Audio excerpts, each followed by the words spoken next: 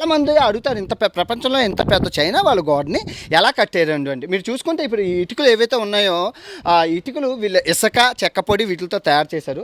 Cement కింద మటుకు వీళ్ళు ఒక టైప్ ఆఫ్ బంకమన్ ఉంటాడు కదా, ఆ బంకమన్ అప్పట్లోని 2000 సంవత్సరాల క్రితం అంటే వీళ్ళు అలా తయారు చేశారనమాట. సో కాకపోతే ఈ చైనా వాళ్ళు ప్రకృతి వైపరీత్య పిడుగులు పడ్డాను. ఆ తర్వాత వీళ్ళు ఏం నమ్మారంటే ఇవి ఇటుకలు, కాకపోతే ఇవి గ్రైనైట్స్. సో ఇవి గ్రైనైట్స్ అవ్వడం వల్ల ఇవన్నీ తీసుకెళ్ళిపోయి ఇల్లులు కట్టేసుకున్నారు చాలామంది. చాలా మటుకు అయితే నాశనం అయిపోయింది. ఈ గాడ్ని ఇప్పుడు వచ్చి ప్రపంచంలో ఎవరు పూర్తిగా కంప్లీట్ చేయలేదు. ఎంతవరకు ఉందో కూడా తెలియదు, ఎక్కడ ఎంత ఉంటుందో తెలియదు. ఫస్ట్ ఆఫ్ ఆల్ బాబు అసలు చైనా వాళ్ళు ఎందుకు ఇంత పెద్దది కట్టారు? ఎంత పెద్దదంటే అంతరిక్షంలో నుంచి కనబడుతుందా అంటే అంతరిక్షంలో నుంచి కూడా కనబడుతుంది. అపోహ.